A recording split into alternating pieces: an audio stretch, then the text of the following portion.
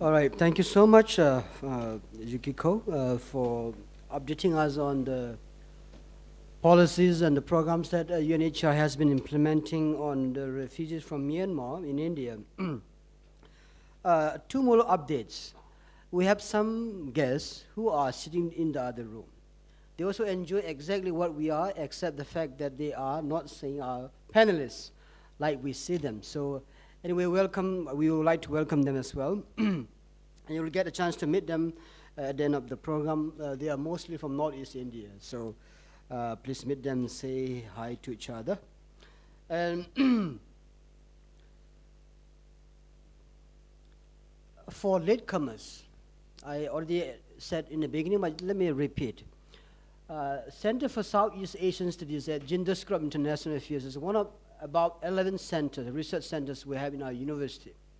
We have about approximately 5,000 students, and it's a residential campus. I would like to invite Dr. Misra to come and visit our campus if you have time. It's a global university. We have faculty members from around the world. I myself, I'm a Burmese American. I was born in Myanmar, Burma, and I'm an American citizen. My wife is Indian. My kids are born in India, so I belong to 3 different countries. We are very global. In fact, when I first wrote to the chief of mission to chief of mission UNHCR, I said the kind of panel discussion that we would like to conduct is purely academic.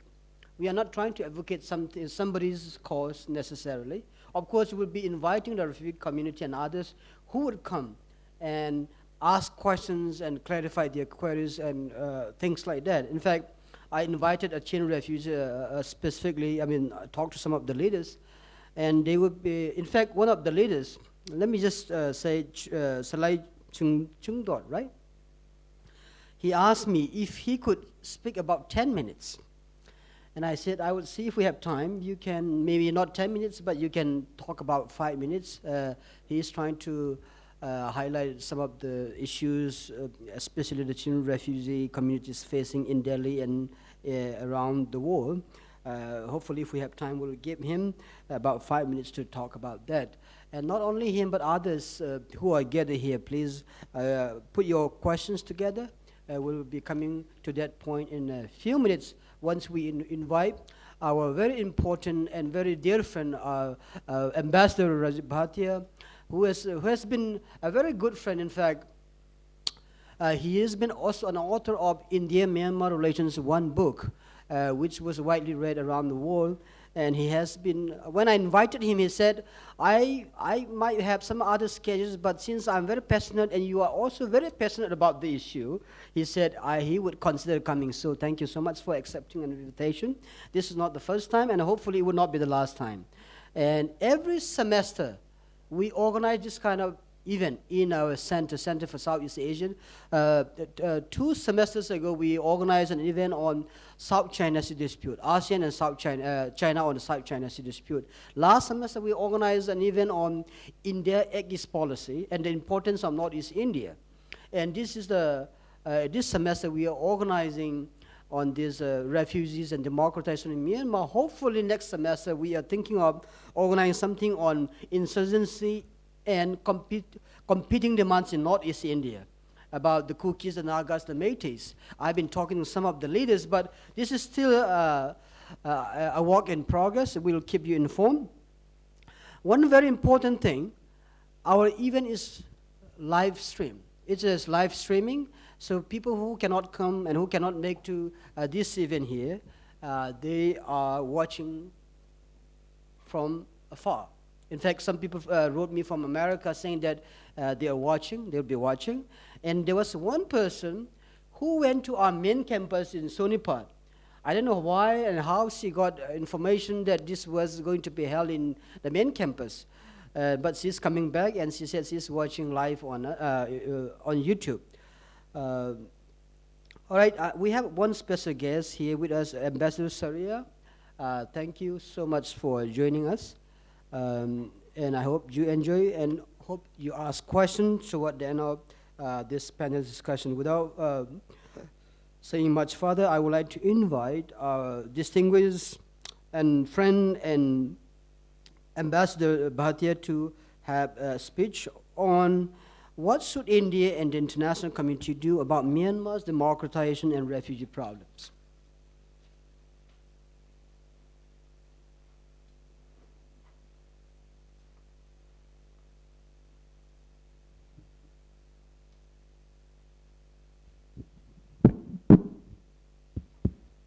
Thank you very much, Professor Kipgen. Every time you invite me, I come especially to learn more about Myanmar. I personally have great deal of respect for you and for your very formidable achievements over a long period and what you represent. So it's a pleasure to be here.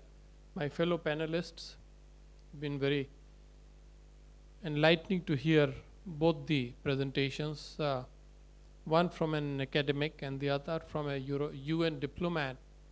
And I also want to very much greet and welcome His Excellency Ambassador Siddhartho representing Indonesia here. It's a great pleasure for you, for us to be having your company here, and Dr. General Mishra, Vice Chancellor of a very important university in Mizoram.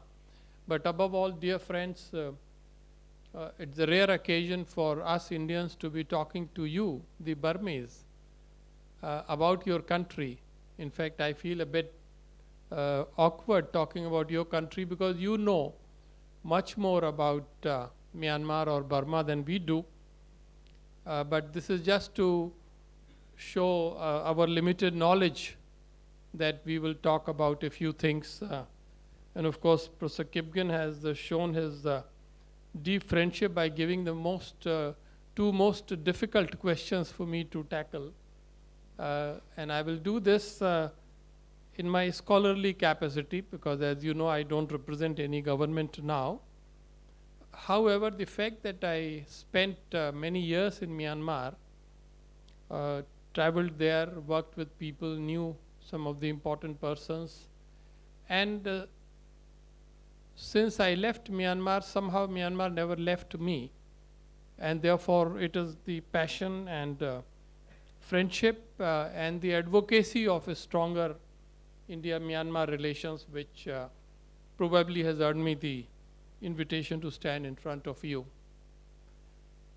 I think in an audience like this, even though obviously we are talking about a wider audience around the world, it's best to talk candidly and constructively so that the young people who are here and the young people who are listening to us begin to understand the issues better, and then they will contribute when their time comes for real understanding and friendship between India and Myanmar. So let me first make a few broad introductory comments, and then I shall proceed to address the two key questions. And of course, I would like to finish all this in 15 minutes, which have been given to me. It pains me to say, but I think it is a harsh truth, that in comparison to 2010-11 and now, here is a country, Myanmar, which has in relative terms lost its regional importance. Back in 2010-11 and right up to 2015-16, Myanmar was the toast of the town, so to say. It was a country everybody was dying to visit, and I'm talking about the top international leadership. It was a country that at last was waking up and showing a very strong will to transform. And it was also a country who had the most celebrated prisoner of conscience in Madame Aung San Suu Kyi. And the way the transformation began to unfold and the way Madame Suu Kyi was the very much part and parcel of it attracted the world's attention. And certainly, it created a great deal of passion and attention in this country, India. And it was therefore this period when we saw very significant increase and expansion in the India-Myanmar friendship. Today, however, as we address this in 2019, we find that some negativity has crept in. But this is quite surprising, because if you look at what Myanmar has achieved in the past 8 or 9 years, it's quite significant. There have been two major waves of democratization in this country in the past few years. In 2010-11, we saw an election, and then the rise of a civilian as the president of Myanmar, the first time in history, at least since 1962. And in President Thein Sein, we had a very enlightened leader who showed exemplary leadership for this country in the first 5 years, the only 5 years that he was given. The second wave of democratization we saw in 2015-16, when for the first time NLD, the National League of Democracy, not merely won the landslide victory that Professor Sonu very rightly pointed out, but she was eventually, in a very creative manner, brought into the government. And we then saw Myanmar as a motor car that had two drivers, the civilian leadership and the military leadership. It was a rare experiment that was attempted in the country, and it seemed to succeed. So the world's attentions were focused on this country, on two major milestones of history when all this was unfolding. So if in spite of this negativity has come, we must ask as to what the reasons are. The negativity was reflected in a conversation I had just 2 days back with a young Myanmar expert in New Delhi. I asked this young man as to whether he was surprised by the latest development in Myanmar. I was referring to the fact that the Pulitzer Prize winning Reuters journalists, two of them, Wa Lon and Cho So, their appeal was rejected by the Supreme Court of Myanmar, and they are now going to spend, I think, 7 years in the jail in a sentence which attracted international attention. And this young man said, when I asked him whether he was surprised by this development, he said, "No, sir, I was not surprised." So in a way, despite the transformation, as Professor Sonu pointed out, a lot more change, a lot more progress, a lot more improvement might be required. Then, from the Indian perspective, I have to say this painfully, but correctly, that we have always believed that here is a country which is totally fired by a desire to remain as an independent country, a country which knows how to balance its relationships among its neighbors. Now, some scholars have begun to say that they are getting a little worried about Myanmar's relationship with its northern neighbor. Now, that particular subject is outside the scope of my presentation, but I want to highlight that what has been happening in the last few months, and what especially happened this week in Beijing, where Madame Aung San Suu Kyi attended the second BRI forum, needs to be studied carefully by scholars in India in order to understand as to how far the present Myanmar may have traveled from the Myanmar of President Thein Sein. I can only say this, maybe later we can discuss more. Now, it is in this backdrop I would like to first address the question, what should India and the international community do about Myanmar's democratization? With deepest respect, I would like to question the premise of this question, because at the end of the day, it is not for India, nor for the world, to do something for democratization of Myanmar. It is the responsibility of the people of Myanmar. The scope of democratization, the form of democratization, and the pace of democratization, all this will have to be determined by the people of Myanmar. If they want dictatorship, they can have it. If they want genuine democracy and they're ready to make the sacrifices, they can have that. If they want a mixture between the two, as it seems to be the case, they can have that. It is not for India nor for the international community to do very much directly, especially if they are not asked or invited to do anything. And I would like to argue that the democratic transformation that happened in Myanmar in the period that I indicated also did not come because of the external pressures. You remember the old debate. Those in the West who imposed sanctions tried to take the credit and say, look, it is our sanctions that did it, and that's how democracy came to Myanmar. On the other hand, we had our friends in ASEAN who were advocating a different policy, reconciliation and dialogue with Myanmar. And when the democracy came, they said, look, it happened because of us. The fact was that while both these factors were important, it was Myanmar's leadership at that time, it was the military leadership, which came to the conclusion that it is in their interest and in the interest of the country to now move towards controlled, guided, limited democracy, and that is how the change came. But when Professor Kipgin raises this question, he's doing it for a certain purpose.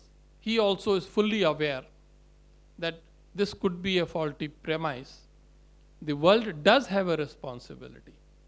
The world does have an interest, and particularly everything cannot be done by governments. But people like us, the civil society, the media,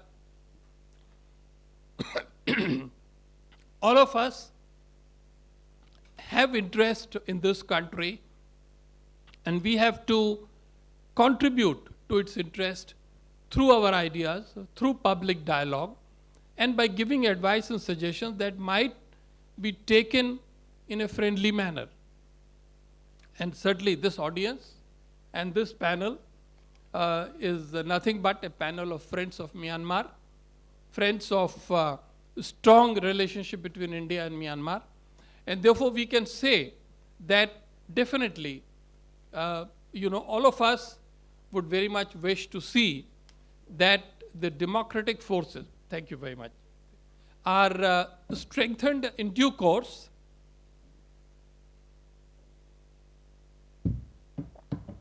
and they succeed. Now, I have no intention to get into the technicalities of the democratization process. It's already been very well enunciated earlier. But I just would like to highlight 2 points. One is that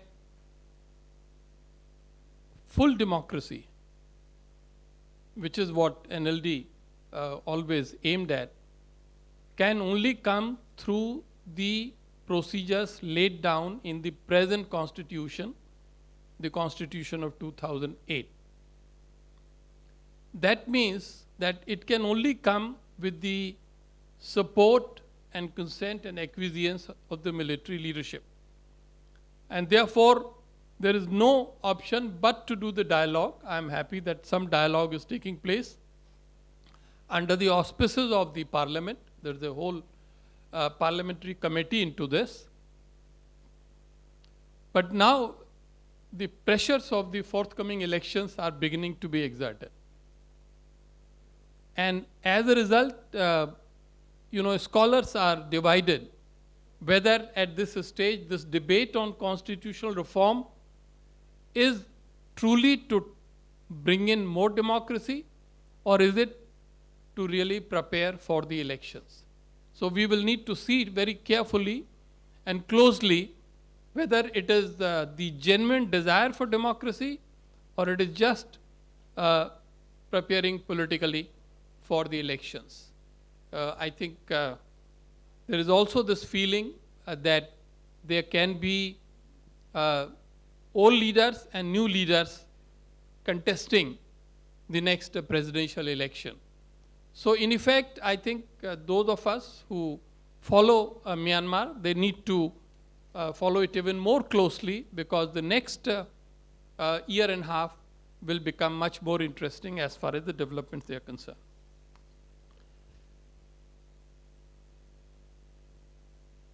The second question is even more difficult, but I do plan to address it directly. And the question is, what should India and the international community do about refugee problems, about Myanmar's refugee problems? It's a very sad fact that Myanmar, over the last 7 decades and more, has not been able to find an all-encompassing solution to its ethnic question. And as a result, over the decades, there have been refugees galore spilling out of its borders in different directions. It's not possible in the next 5 or 7 minutes that I have to talk about the entire refugee problem, but I would like to focus attention on the problem of refugees from the Rakhine state. The world calls them Rohingya Muslim refugees. People in Myanmar do not like the term, and in a way, a great man, Kofi Annan, therefore found a way to describe this problem by saying Muslims from the Rakhine state. So take your own pick, but you know what we are talking about.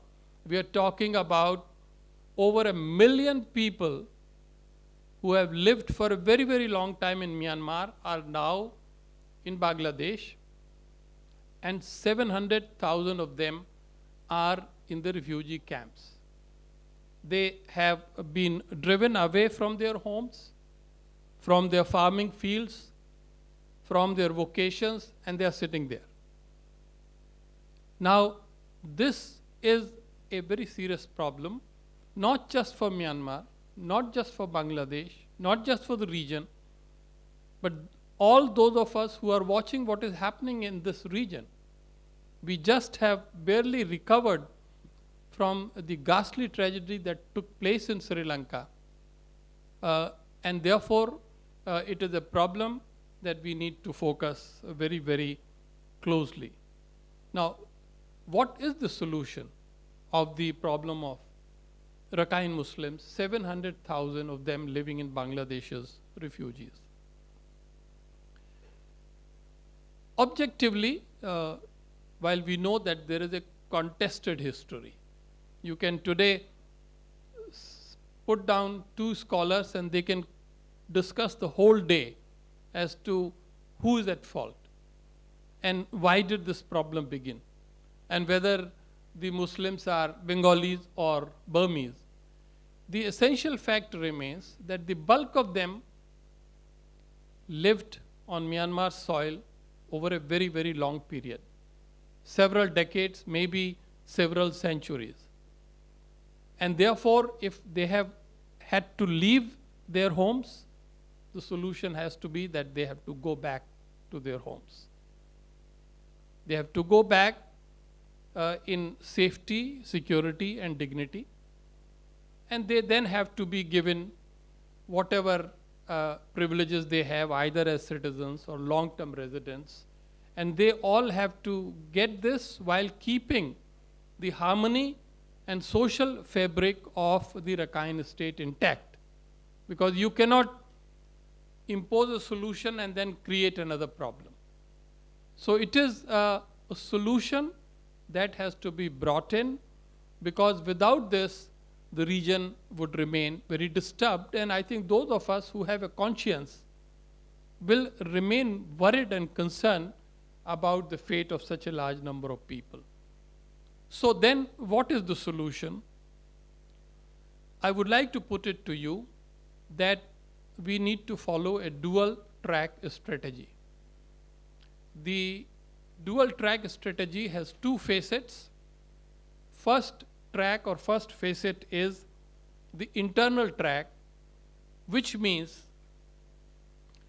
that the political class and the political elite and the clergy and the media and all the movers and shakers of Myanmar,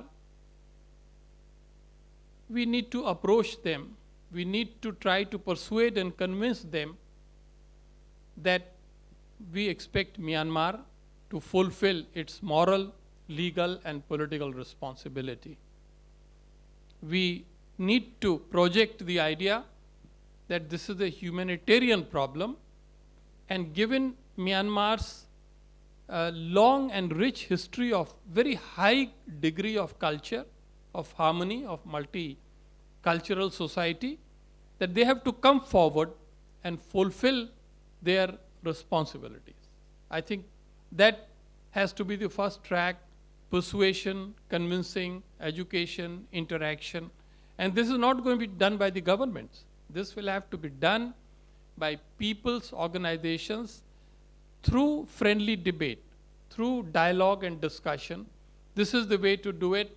When we keep saying, oh, nobody is doing anything about the problem, the first question we should ask, what exactly are we doing about it? The second track is something which I would like to take your attention to now. And there I would like to say that the strategies followed by the international community, China, India, Bangladesh, and others, has failed to deliver results. All these approaches have really failed. We heard of China's mediatory effort. We knew it was a myth. It was not really a mediation, because we know exactly where China's sympathies lie. India, to give full credit to it, did its best to offer help to both sides. We spent enormous amount of Indian taxpayers' money to help refugees in Bangladesh, and also to build houses in Myanmar for refugees when only one refugee has gone back. And we continue building houses for them in the hope that someday these people would go back. International community seems to have very little time for Myanmar. Gone are those days when President of America will find time to go not once but twice to Myanmar. First time in history ever. Prime Minister of UK, President of France, Prime Minister of Australia, President of Indonesia, everybody wanted to visit Myanmar. I think whatever they did, it has not worked. So then, the question is, what can we do? Here I would like to make 2 or 3 points. First, I think Bangladesh has to renew its diplomacy. Bangladesh is the main victim. Bangladesh simply cannot say that, oh, I want my neighbors to help me. Yes, by all means, neighbors have their responsibilities, but the primary responsibility is of the government of Bangladesh. They have extensive network of contacts and friends around the world. And Madam Sheikh Hasina, as Prime Minister, is a very popular and effective and well-known leader around the world. So primary orchestration for a solution must come from Bangladesh. My second point is that knowing the power divisions, knowing the specific foreign policies of the key stakeholders, I think it is important to develop a consensus at least among the West, India, Japan, South Korea, and ASEAN member states. I think if this part of the international community is clear that a solution must emerge which is in accordance with international law, then things can begin to happen. And my crucial point, and I'm very happy that Ambassador of Indonesia is sitting here, because I was hoping that somehow I'll be able to convey this to this particular constituency. My final point is that we have not fully exploited or explored the potential of mediation by ASEAN in this very vexed and complicated problem. But if there is anyone which can play that mediatory role, that has to be ASEAN. And by ASEAN, I mean a special trio of countries comprising Singapore, Thailand, and Indonesia. One Buddhist country, one Muslim majority country, and Singapore, given its central diplomatic role. I think this trio, working with the other enlightened countries that I have named, has the possibility to start saying and working that we have to find the middle ground. And I'm very happy that just as we are thinking of this, there are eminent intellectuals in ASEAN which are making exactly the same point. And therefore, I think time has come for a country like India to lend its support to this proposal and go ahead and try to do something. My final point, all right, sir, let's agree, ASEAN will do something. But what is going to be the solution? How are we going to find that solution? Dear friends, let our memory not be so weak. Let us not reinvent the wheel, because Kofi Annan Advisory Commission has already done that for us. All that we have to do, our young scholars and all the people who are concerned about Myanmar, they should reread carefully the solution that is embodied in that excellent document. Even the title of that report is pregnant with meaning. The title is Towards a Peaceful, Fair and Prosperous Future for the People of Rakhine. And I'll particularly stress the word fair. My, therefore, central submission would be that we work along these lines, and we of course have to be aware that the government of Myanmar accepted the report, and it said that we would accept a majority of the recommendations, but we know that others, several others did not accept it, so that is where the challenge is. Let me in the end say that Professor Kipgin thought up a very provocative questions. They are not easy questions. I'm fully aware myself of some of the vulnerabilities of the strategy I have proposed. But if any of you has a better solution to offer, this is the time, because then we can try to develop some consensus as to what kind of a message that can possibly go from this dialogue. Thank you very much. Thank you.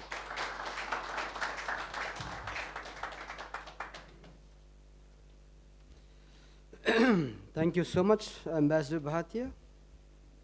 I knew what you would say, not all, but at least the topic that I had chosen for you. When I designed this panel discussion, I already had something in my mind, what I would like my speakers or my panelists to talk about, given that I have studied a lot about Myanmar and I have followed closely. So thank you very much, Ambassador Bhatia, for trying to be very diplomatic, at the same time trying to be very objective in trying to understand and also bring about possible solution in the future, if not in the near future. All right, we have about 14 minutes. But as I said, if you're not too much in a hurry, today is Saturday, This is our hall. We can stay here until 6 p.m., 7 p.m., but I'm not going to put you here until 7 p.m. And we have for you high tea at the end of this program. Since the fourth speaker is not here, let me take about 3 minutes or so to talk about his topic, which is the media coverage of the Rohingya crisis. I was in the first week of this month, in April 2nd, I was invited by Wilson Center in Washington, D.C. I was there giving a talk on what's the future for Rohingya. And then I would like to repeat some of the issues that I talk about. And of course, since 2000, some people do not understand the fact that this Rohingya crisis have started in the 40s, and also happens in the 1990s, and this is the third time in 2012 and 2016 and 17. So it happens in stages, and it's not something that happened a few years ago. You would recall Mujahideen, the works of Mujahideen, that's and in 1970s especially, about 200,000, means about 2 lakh refugees from Myanmar to Bangladesh. So what you see, the Rohingya community, what you see in Bangladesh today are not just the recent exodus. It's an accumulation of people who fled over decades, several decades, from in the 40s, 70s, and in 2012 and 16, 17. So in different stages. So one of the main concerns, of course, we know that I was asked specifically by one journalist in Washington, D.C. He said, Myanmar has been having its own diverse problems, such as like minority question on autonomy, and also the fight going on between ethnic armed forces and the Burmese military forces. And then he said, do you think it is correct to say that all other issues have been overshadowed or become less important because of the Rohingya crisis? What I told him was, absolutely not. But given the scale and the size of exodus and torture and magnitude of killing and suffering that is shown upon the Rohingya community, there is there is a greater attention toward this community since the last few years. But that doesn't mean that other issues have vanished or disappeared. In fact, if you read news yesterday, today, this morning, for example, the military has taken over some of the posts held by, the Kachin rebels. And there's a conflict going on in Shan state, Kachin state, even in Chin state.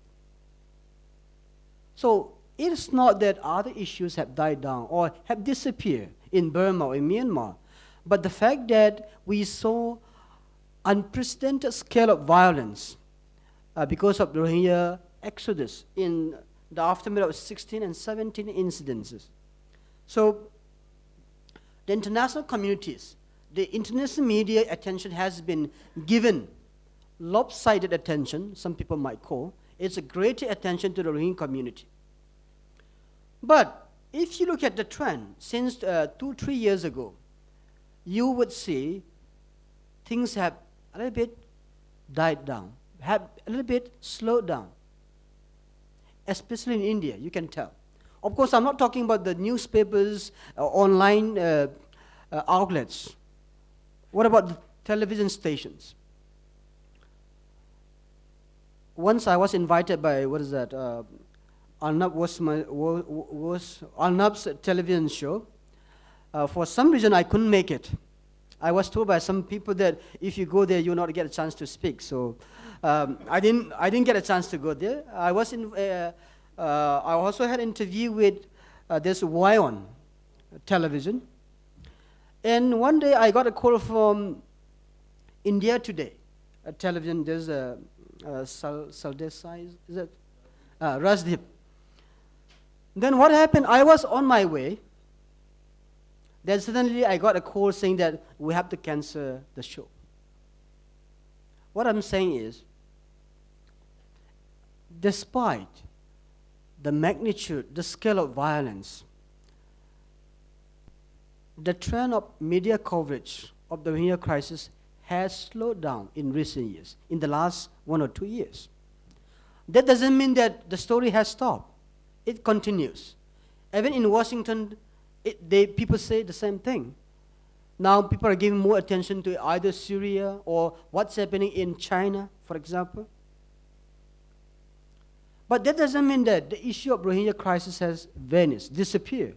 It's right there. I was invited by University of Dhaka last year to give a talk on the Rohingya crisis.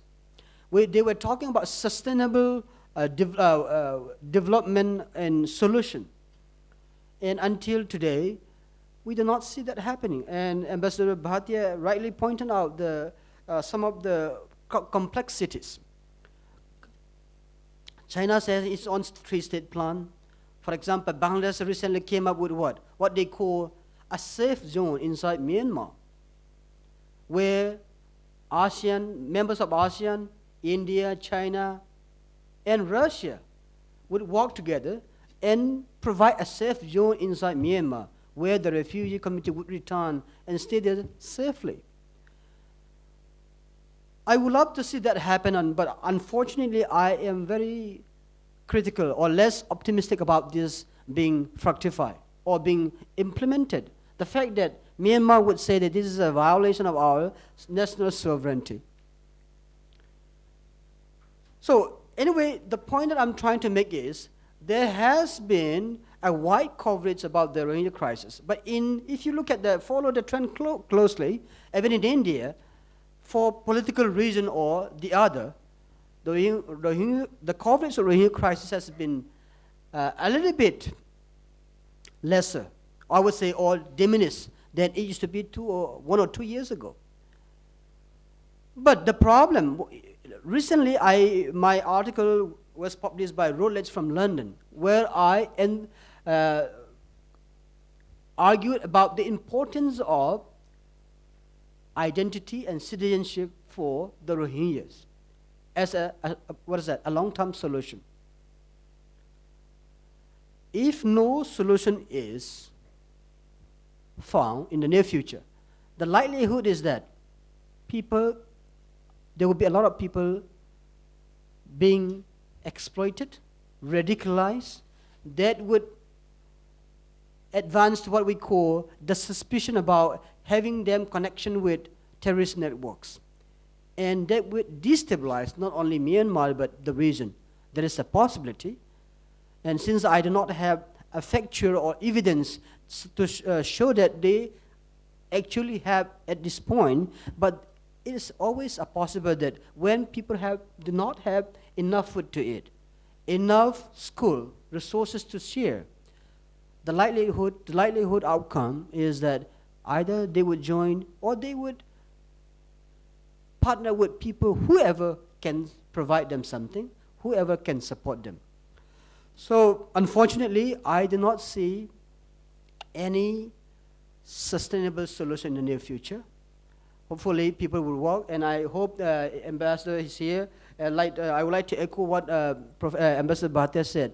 I would love to see ASEAN playing a greater role in this aspect. Of course, Myanmar, we know, it is not just civilian leadership who is in charge. In fact, all security matters are handled by the military under the 2008 Constitution. But that doesn't mean that they are not open to dialogue. In fact, they have started welcoming.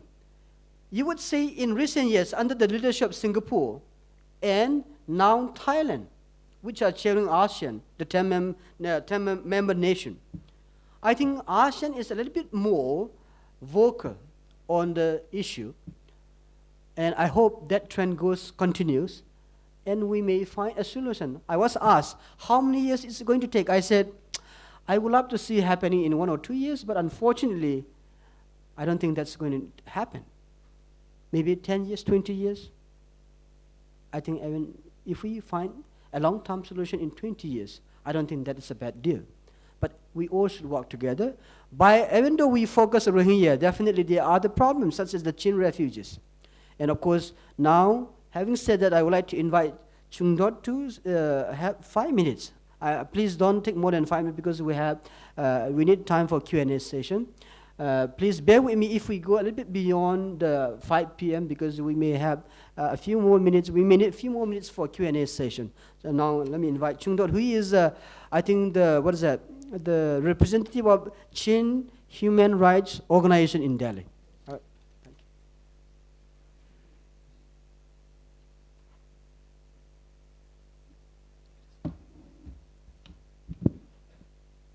Thank you so much, sir, for giving an opportunity to stand these respected and lady and to speak particularly about the Chins beings living in India as refugee status under the UNHCR. I'd like to highlight. I'd like to start with who are the Chin people, because some of you may be wondering who are the Chin people. Because the Chins, there are 7 major ethnic groups in Burma, like the Arakan, Chin, Kachin, Karen, Karenni, Mon, or Xians. In other words, the Union of Burma was formed by those 7 ethnic groups. It means we are the founders of the Union of Burma. However, the Bandung agreements were violated by the Burmese military regimes. And then we are being targeted as because of our ethnicity and because of our religions. And in Chin's days, 90% are the Christians. And we are, as I say, targeted by it is like the state sanction that link to the Burmanizations. What I mean is their target was all the Burma would be, all the Burma should be the one language, one culture, or one religions. And the religions, they are trying to eliminate. So what I mean is, that's the reasons, the more than the thousands of people and the Chins people flee the country, nearby the neighbor country, like the Malaysia, and in the India and Minzorams. And then earlier, the 2014, we are about 14,000 refugees in India, but due to some problem, some people flee to the Malaysia again, and we are now, as the madam says, we are about the 2000s and hundreds. So we are, and I would like to highlight a little bit about what we are facing here as a refugee in India. So since India is not signatory to the 1951 Refugee Conventions and signatory to the protocols, there is no legal framework for the refugee. And what happened is there is no work permit. And the madam talked about the services of the education and the health care. And we are thankful that we are allowed to admit in the government hospitals, and we can still study in the government school, the primary levels. And the problem is in the government, when we approach to the government school or the hospitals, we started facing the problems. Because by looking our face, or due to our status as a refugee, we are directly facing discrimination from the loggers. Some of them are they are the patient itself in the government hospitals, and some are the doctor itself.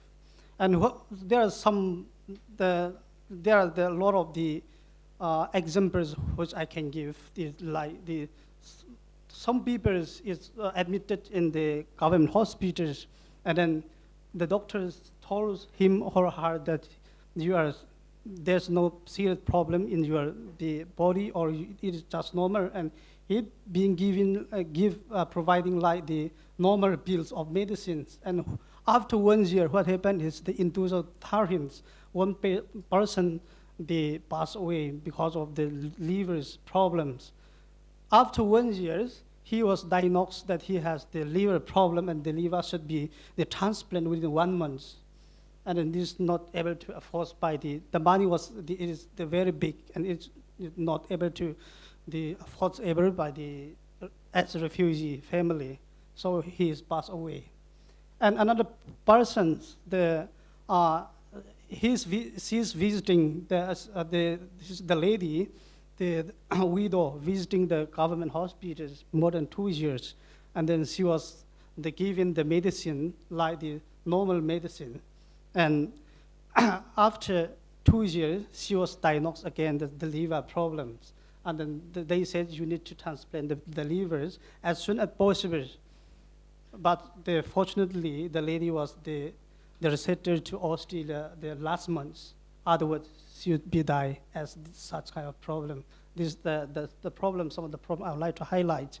And in the government hospital, at the government school, we can still admit our children as the government hospitals. But what happened is in the government, after 2016, the 17, I think the Moody announced all the students should issue the Aadhaar cards because they have to pay the bill through the bank accounts, and then all the bank accounts would be linked with the Aadhaar cards. And then what happened with the refugee cards, we cannot able to register Aadhaar cards. Because of that, many children have to live out of the school. This thing happens in the Chin refugee. And another thing is, we have no work permits. And some of the more of them working at the informal sector, informal factory, which is not recognized by the governments, and then they still have facing some kind of problem, discriminations in terms of work, in terms of payment work, or in terms of the working hours, and some of them that could not receive the payment the work on time, and what happened is they cannot able to pay the rent on time. The forced to leave the rents by the house owners, and this thing happening among our community. And what happened? Another thing is we don't have no rent. We have no rent agreement, so the landlord can increase the rents as he wishes. Sometimes they once tries the years, and another thing is we have to pay electric bills extra, not as governments, the fix. So this thing happening. So I don't have much time. So what I would like to say is that we need the morals, the help. I would like to also to encourage to the Madam Chuyuku, that we need there's so much of problem to rise to the UNHCR, and also we need in terms of the work permits or the legal status or the exit permits. There are many things we have to discuss to the India governments also. So thank you so much, sirs, for giving me this opportunity.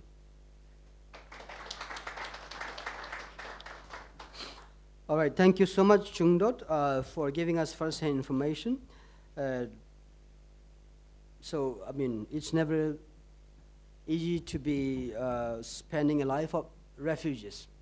But I told my students in class, don't despise the refugee population, because at any moment you can be a refugee yourself. Refugee basically means you leave your home, your country, because of fear of some reason. So anytime that can happen to anybody. So, having said that, I would like to open the floor for question and answer session. And maybe if we have time, we'll go 3 rounds. But now let me collect questions for the first round. Mike? Okay. Yeah, please, Akash. Please introduce yourself and tell whom you are addressing your question. Hello everyone, I am Akash Sahu and I am in the MADLB program, which is in international relations. And I thank all the panelists for their valuable insight into the issue.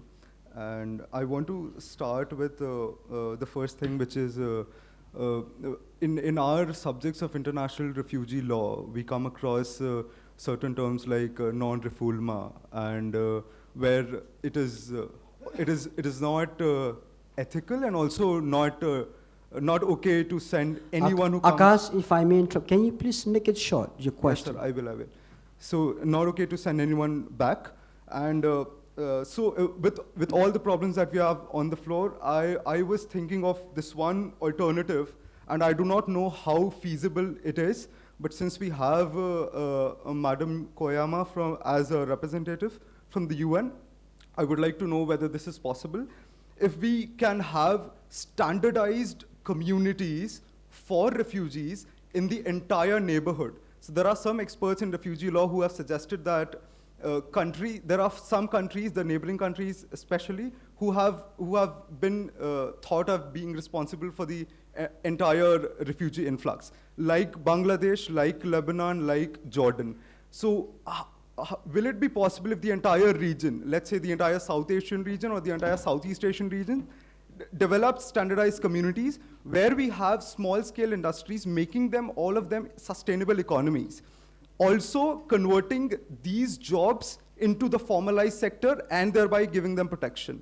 And can we keep that on a rotational basis, which I believe will not let the antagonism in the host country develop, and also keep away the elements of terrorism to develop in the camps? I also feel that if we have basic medical care and education in these communities, it would be much better than camps where the refugees have to spend 10, 20 years before they can be repatriated into their country of origin.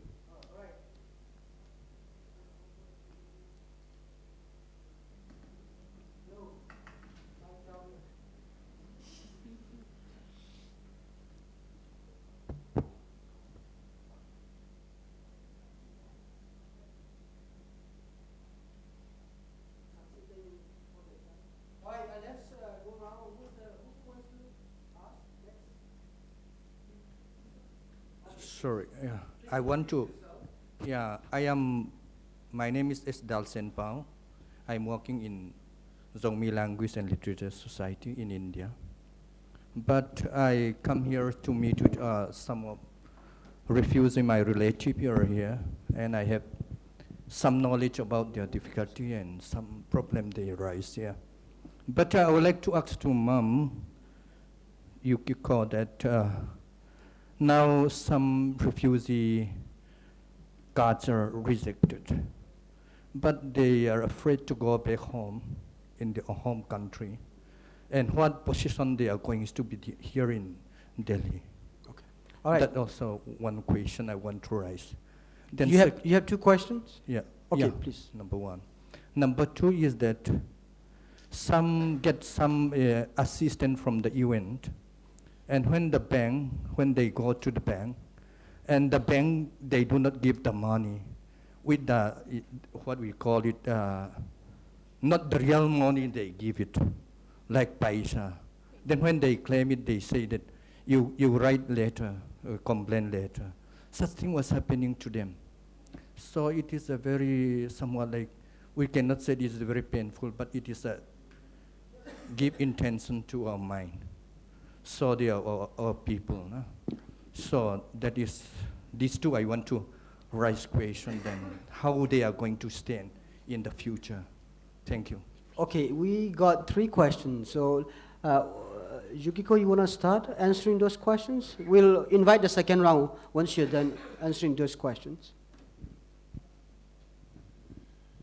Thank you very much. And regarding the first questions, I think that is a, so you are suggesting some alternative creative ways to find solutions. Am I correct? That you, I think that is yeah, something I think we need to have a further discussions, and then because that is something I think collectively that kind of discussion needs to take place. as I briefly mentioned, that also the Global Compact on Refugees always encourage the whole of society approach, where that many stakeholders to think about the possible solutions. And then also that the Global Compact of Refugee also highlights alternative pathways and also the complementary pathways. And so that is something maybe you might also wanted to take a look. And the Global Compact of Refugees also adopted December 2018. That is recent documents after the series of consultations happened through by the different stakeholders. That might be also the something good starting point for also you. And I think that is some further discussion needs to take place separately. And then regarding the second questions about it was the question regarding the is it refugee status determination? Am I correct? So if some person was rejected at the yes, and then in my speech also I mentioned that about the refugee status determinations process, and we have as an individual assessment approach, and if somebody is rejected, also there is also chance for the appeal, and so we have a specific procedure. So maybe that person also may be aware of the process on that. And then, sorry, the third question was about assistance, and sorry, I did not quite understand. Some are getting some assistance from the UN, no? SA. Subsistence allowance. Yeah, that SA. But from the bank people, they do not give the real money. How you call it? Atu pen bank fake money. They give it, a fake account, coin. For example, if they are going to get 2,000 rupees, they give 1,500 in paper, let us say, no? But they give 500 in coin. Out of that coin money, they ate fake money, like 150 like that. But when they try to use, that fake cannot be used. When they try to claim it, they say that you write like paper complaint to the bank then. If they complain it, they are going to get, because you are telling lie, because they already used all other money. Such thing was happening now. I think I needed to follow up on that issue. Maybe can we also get the details of that person who had this problem, and then maybe that I really wanted to understand the exact detail of that problem. Okay. And maybe can we discuss maybe Last after time that, yes. when they come to the... Okay, all right, please. She's asking you to prepare the detail so that she can follow up on the issue. So, all right. Now, by the way, Ambassador Bhatia is going to leave in about 10-15 minutes. If you have any question specifically for him, please, you are welcome to do so. Now, I would like to open the second round of questions. Is there anybody who would like to ask? Yeah. Yeah, Nizu? Yeah, my name is Nirjo here. And I just was going through some things that came in lastly, those incidents happened in Sri Lanka, and that too may happen in India as well, the backlash. Aftermath of the bomb blast, there was some backlash where the refugees from Pakistan, Bangladesh, Afghanistan, these people, they were being chased away by the landowners and the people around there in Sri Lanka. And in this, such kind of event may also happen in India. And to Madam Yukiko, how are you going to deal with these situations if such kind of things happen here in India? Okay. Thank you. All right, next question. Okay, Mangnu, yep. Mangnu, from representative of BRWD, Burmese Refugee Women Daily. So on behalf of BRWD, I would like to ask two questions. One is, as a brother already asked one question, but I'm not satisfied with the answer, because in among the Burmese refugee, more than 70 cases are there, rejected case and then still pending. Rejected case with RSD cases who already got final rejected. And they already appear, they have already appeared, sent the appeal letter, but still they got final rejection. So for them, as our situation, Madam Sonu already highlight the situation, the challenges and the success of our democratization. So they are just coming out as a refugee with fear, with the well-founded fear from the country, but still here they are not accepted as a refugee. So for them here they are not having any ID card, proper ID card, and then their life are at risk situation. So for them, is it UNHCR? Is it how UNHCR can help, take more step regarding them? That is one question, because you already mentioned that it's personal, individual case, but still then they cannot return, and then they are not having any ID. So their life is more than at risk, comparing it's like Burma, their life is still at risk situation. So anything can be done. That is one thing. Another thing is that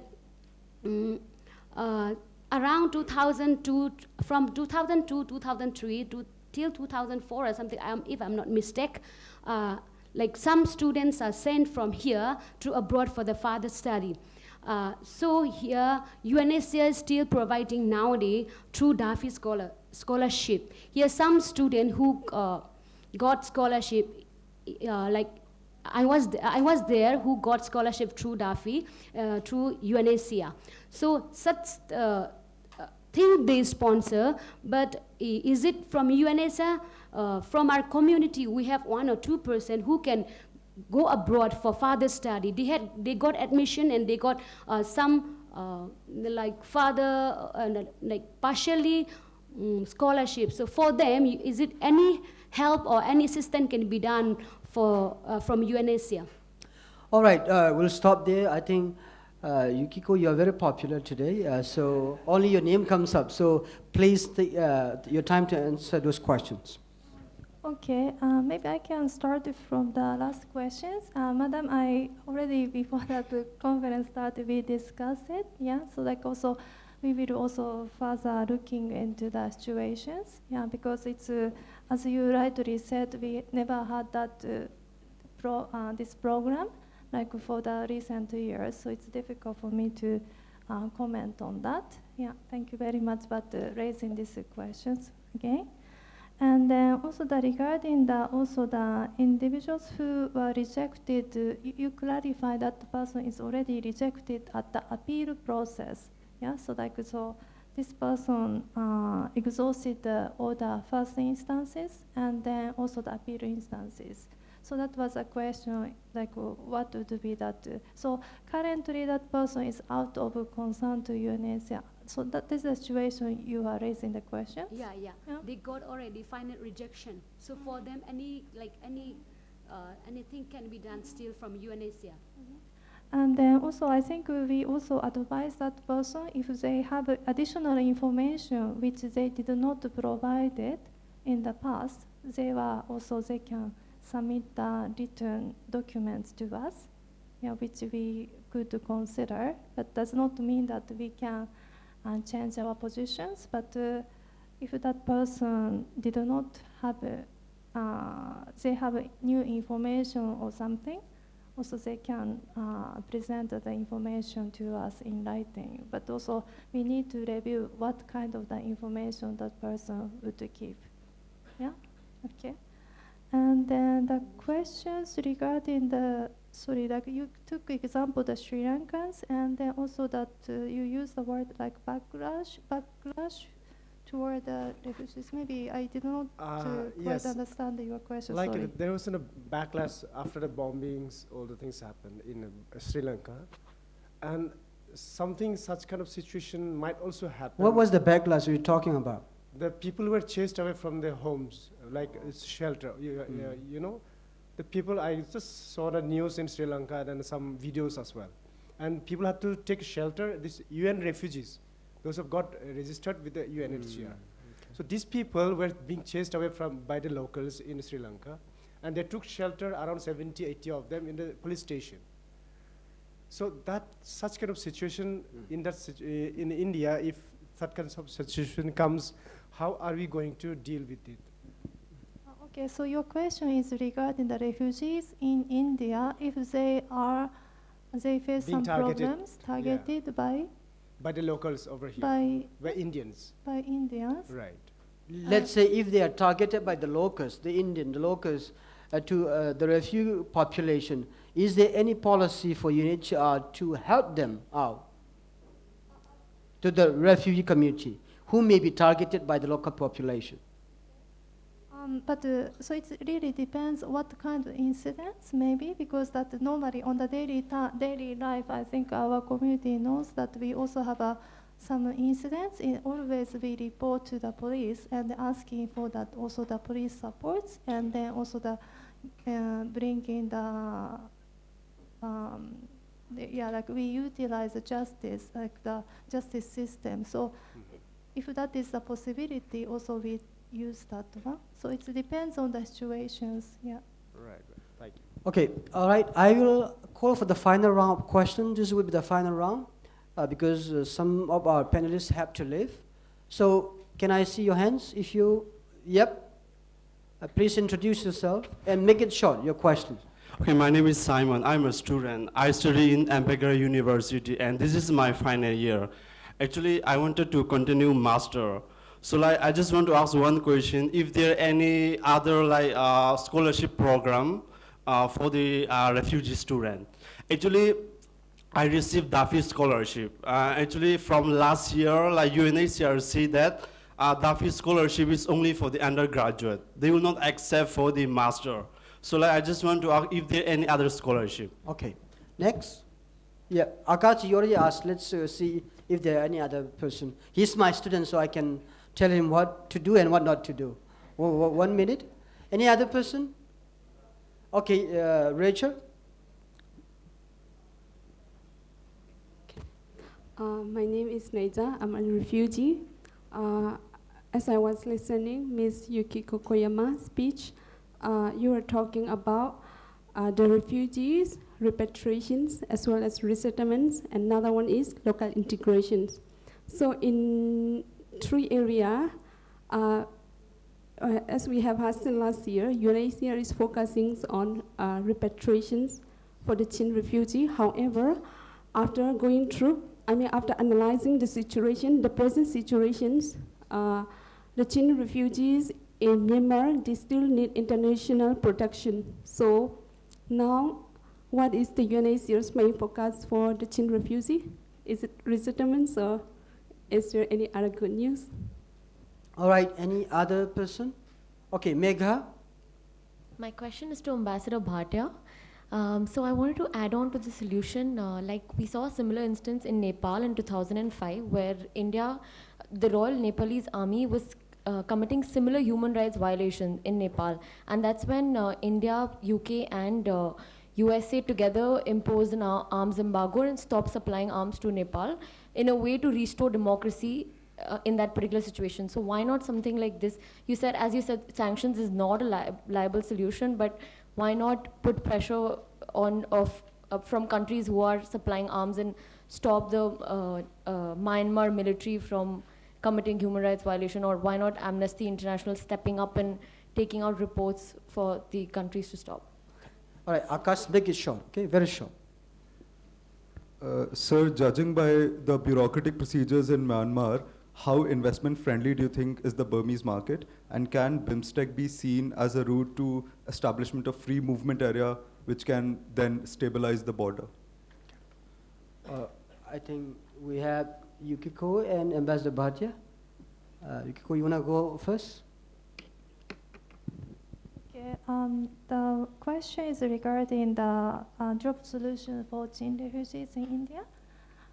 Yes, and so I think also we discussed this in the meeting on March, and then also that, and also in the speech also I mentioned the voluntary repatriation should be the voluntary by nature, yeah? So it's also like the opportunity exists, but it should be voluntary decision. So we, as a UNHCR, we continue to have that possibility available, but it's also up to refugees. So if they wanted to, they can approach us. If they don't want, it's okay. You know, like that, everybody has a decision not to opt for that.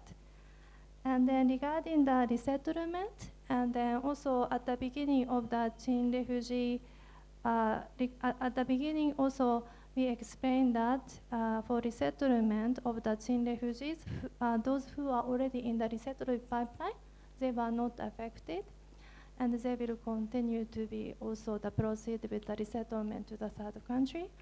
And then also now the UNHCR also made it clear that Chin refugees in India and the other countries also continue to maintain refugee status.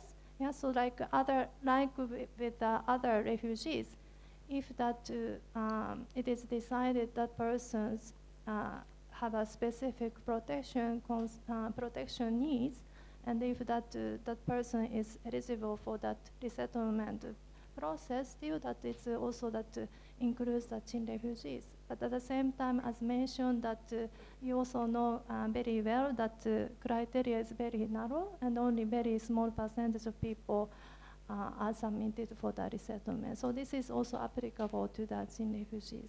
Yeah, I hope I answered your questions. Yeah, thank you. The scholarship?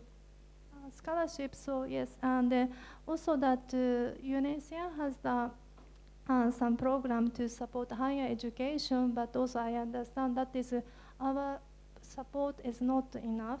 So also I would like to ask also that if there are also other opportunity and then supported by many other universities, also that the business community or civil society to support that with the higher education, that is also appreciated. As colleagues, as participants mentioned, that we have the Duffy scholarship program, but also it's also the slots are also limited in terms of the number, and also the eligibility and the criteria is also not maybe meeting for everybody's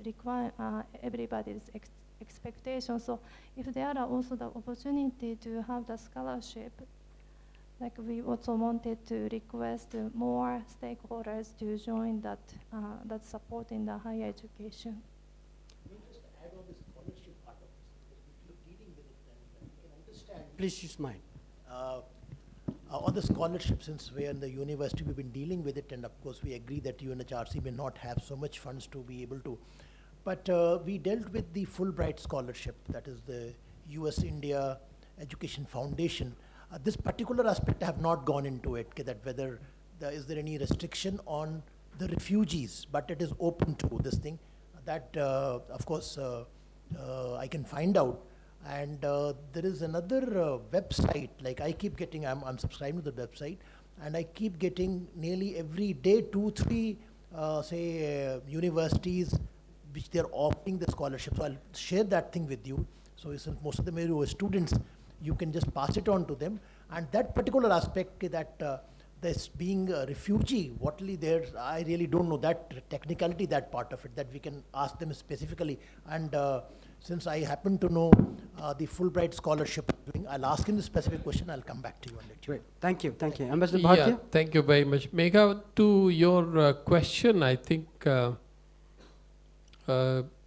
whether we can do what apparently you think was done in Nepal, can we do that with regard to Myanmar? I think we have to appreciate that India follows the policy of engagement with Myanmar, and India is not in the business of following punitive approaches, and you are fully aware of the larger strategic compulsions, and therefore that is not the path that New Delhi would look at. I think the policy of engagement will continue because the state has to look after its larger interests, and that is how we do it.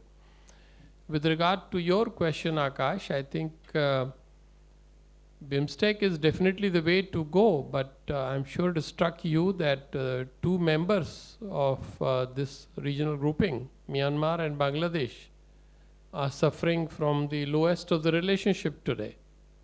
And therefore, unless and until you fix that relationship, it's difficult to be all that optimistic about the future of BIMSTEC. As far as the India-Myanmar bilateral economic relationship is concerned, I think even there, the passion I saw earlier years is diminished. Because when you receive all these reports about disturbances in a neighboring country, the first thing India Inc. does is to become even more hesitant and more conservative. So you have to keep in mind, and all the states and governments have to keep in mind, that if they want India's foreign investment to flow into their countries, then they must ensure that good news comes and bad news just does not happen. Because investors don't like bad news, instability, disturbances, violence. Thank you. I'm truly grateful to be able to deliver the closing address and would like to offer my warm and kind and hearty gratitude towards all of you who have come in on a Saturday afternoon. Thank you, our special guest, Ambassador, His Excellency Ambassador who had to leave, Lieutenant General Major A.K. Mishra. Thank you. I hope you've had an informative time over here. What a glorious afternoon it has been. Absolutely beautiful. We started off by Dr. Trivedi's illustration of the success and challenges of Myanmar's democratization to a United Nations perspective on the issue. Then moving on to someone whom I have personally shared an academic relation with. He is former India ambassador to Myanmar, a distinguished scholar, and today had the ability to chart out the perspective on what should India do and the international community in its essence to deal with the issue of democratization of Myanmar and the refugee problems. Dr. Bhatia, thank you so much, sir. It was an excellent exposition, and it has been for me an absolutely riveting journey, and I have several people to express my gratitude towards. I'm delighted to be able to do that. First of all, to Professor Kipgin, who has always been open to build on ideas and thoughts as an original research center. His unmatched intelligence is one of the reasons I have been able to stick on and work in his center and learn from him. Moving on to our wonderful speakers who have come in from various parts of the capital during this busy election season. They have spared their valuable time in invoking this thought-provoking, beneficial discussion on a subject matter that needs prime attention. Grateful thanks to our Delhi staff and organizers who have pitched in and have come in from the Sonipat campus as well. A special note of appreciation to my colleagues of the Center for Southeast Asian Studies, without whom it would not have been able to put up this event at a very short notice. Collective team effort helped us shape the event. I would like to leave you with a small story which I was once told by my mentor. Once upon a time, there was a very wise man who lived up in the hills. He was known for his sagacity and wisdom. One day, a young man like myself decided to challenge his intelligence. He went up to him with a little bird in his fist and asked the old man, "Tell me, father, is the bird dead or alive?" The old man thought for a while, and he knew that if he said the bird is dead, all the young man had to do was loosen his fist and the bird would fly away. On the other side, he knew that if he said the bird is dead, is alive, all the young man had to do was tighten his fist and the bird would die. So the wise man looked at the young man and said, "Son, the answer lies really in your hands." And I think today the answer lies in your hands. What we have been able to do by putting together this excellent panel is that we've tried to dig for an answer, which I think is one of the most important parts of organizing and being a part of a conference. With our excellent panelists, their knowledge, conversations, deep insights, wisdom attributed to them, which they have accumulated over time and experience, we all have gained immensely. With these words, I hope you go well, and I hope you fare well. Thank you once again for coming. All right, well said, Ankit. Much better than I thought. So, anyway, I would like to thank people who are watching us online. around the world. And also, again, once more, thank you so much, our panelists and my team, your wonderful teamwork. And also, thank you so much for coming this afternoon, and I hope you enjoy. We'll have some time having tea, coffee together. Please continue your conversation with the panelists, and I will hope to see you again maybe next semester. Thank you so much.